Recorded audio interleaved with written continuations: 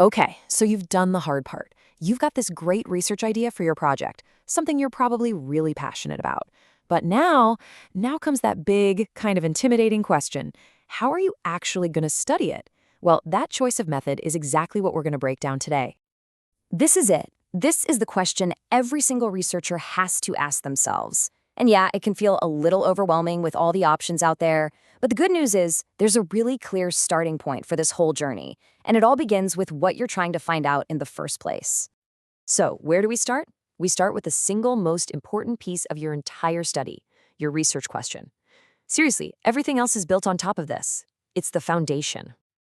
I want you to think of your research question like a compass. It's the tool that points you north and keeps you from getting lost in the woods.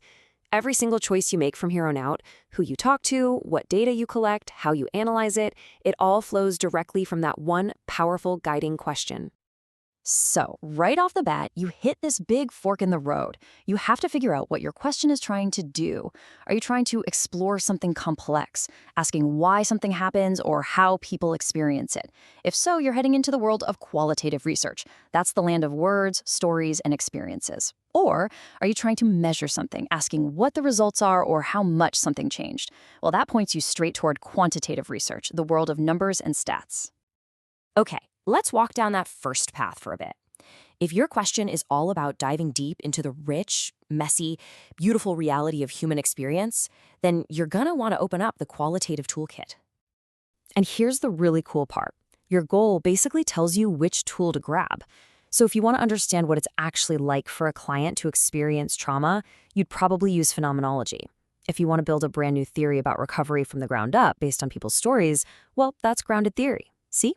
Each method is custom built for a specific kind of job. Let's just zoom in on phenomenology for a sec. This is such a powerful tool in social work, because it puts the client's perspective front and center, where it belongs. It's all about trying to grasp the absolute essence of what it feels like to live through a specific experience. All right, let's try a little scenario. Imagine this is your research topic. You're not just looking at one moment in time. You're interested in a whole process that happens over months or years. You want to know the stages, the challenges, the breakthroughs. What tool do you reach for? You got it. Your best bet is going to be grounded theory. And why? Because it's literally designed to build theories about social processes. You'd go out, probably do a bunch of interviews, and then build a model that explains how that development of cultural competence actually works. Your question pointed you right to the perfect tool. Okay, let's switch gears. We're back at that fork in the road.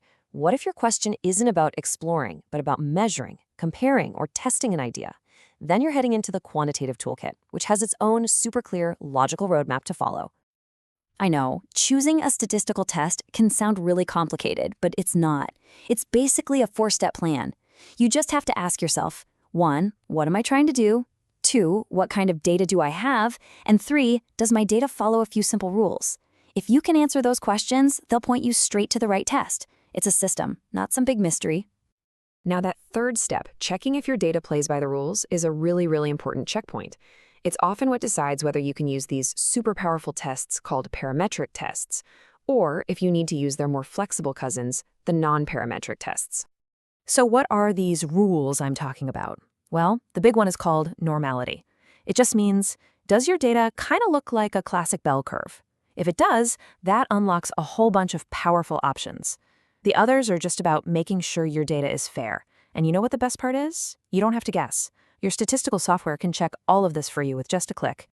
So whether you've gone down the qualitative path or the quantitative path, eventually we all have to come back to the real world, because the perfect method is useless if you can't actually do it. So let's talk about a quick reality check. This is where you have to be really honest with yourself. I mean, look at your calendar. Do you really have the time for in-depth, hour-long interviews? What about your participants? Can you get access to them in a way that's realistic and ethical? The best method isn't just the one that sounds good on paper. It's the one that's a perfect fit for you and your real-world situation. And let's talk about sample size for a second. You might see a number like 5 to 30 people and think, wait a minute, that's not enough? But in qualitative research, the goal is totally different. You're not trying to count everyone. You're trying to understand a few people deeply. With just a handful of participants, you can uncover these incredibly rich insights that a big survey would just completely miss. So, as we start to wrap this up, let's circle back to the most important message of all. When you're faced with all these choices and all these practical things to think about, what do? You always come back to your compass. This quote here just says it perfectly. It's a thoughtful process. It's a balancing act, right? You're balancing your big question, what other people have already figured out, what's actually possible for you to do, and what you hope your research will accomplish in the end. And please remember this. Qualitative and quantitative methods are not rivals. They're not in a fight to see which one is better. They're just different tools for different jobs. Your role as a researcher is to look at the task in front of you and pick the right instrument from your toolkit. So I'll leave you with this one final thought. Pull out your research question. Read it out loud. What is that question asking of you? Does it need you to go out and explore to understand a deep human experience? Or does it need you to measure, to test, to see what works? The answer is right there, just waiting for you to get started.